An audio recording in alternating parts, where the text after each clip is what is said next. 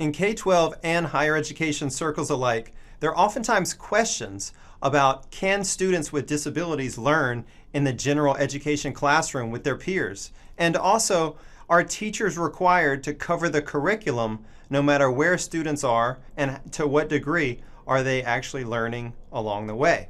These questions and more will be discussed in this episode.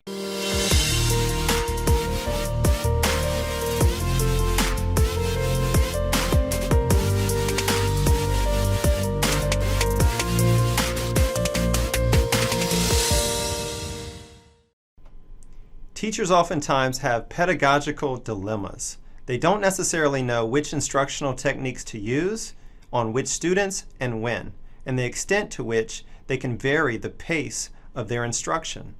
If a 3-week unit is supposed to culminate at the end of the 3 weeks, how do they make those modifications to individual students' needs? Those are the ongoing challenges that each and every teacher experiences almost every single day. The purpose of this video is to really provoke thought and action around how do we ensure that more students with and without disabilities can learn and master the content at the times in which they're able to swiftly pass through alongside receiving teacher and peer support. We're going to address 2 fallacies today, so let's go ahead and get started. Distinguishing between facts and fallacies is critical, especially within the world of special education. Fallacy number 1. Students with disabilities are incapable of learning the general education curriculum. That is just flat out not true. What we really need to think about is how do we ensure equal access for all learners in the classroom.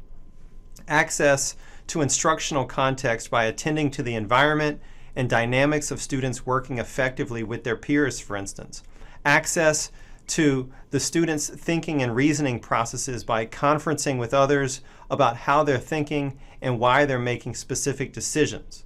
Access to instructional content by designing a variety of presentation and practice opportunities through multimodal formats that can provide choices for how students receive, practice, and learn content. And access to assessment by accepting multiple methods for students to show what they know using the Universal for Design framework. And fallacy number 2, teachers are required to cover the curriculum regardless of student learning. That is also not true. It's something that many administrators tell you, but it's just not factually based in policy. In fact, differentiated techniques are responsive to students' diverse needs. This is something that every teacher needs to remember. Differentiated techniques also promote active student involvement in their learning, their goal setting, and their evaluation of how they're doing, as well as progress monitoring can inform your overall teaching. Without differentiation, without specific attention to students' instructional levels, and without adequately monitoring student progress throughout the year, students will surely be left behind. And it doesn't really matter if these students have or do not have disabilities. In very practical terms, the focus must shift from forcing all students to progress at an equal pace to instead meeting their demands wherever it is that they are. Barbara Marinac and Linda Gambrell once wrote a paper about meeting them where they are, and that's exactly what we should do as educators. It's a complicated decision to focus on students with disabilities solely for large-scale assessments, and so varying the ways in which you use informal and formal assessments is highly recommended within special education and general education alike. Caution should be used for how do you count these as terms of the end of the year test if somebody fails it, as opposed to praising for the progress that students make, whether or not they pass a high stakes assessment. Thank you for watching this episode of Education for Today featuring Evan Ortlieb.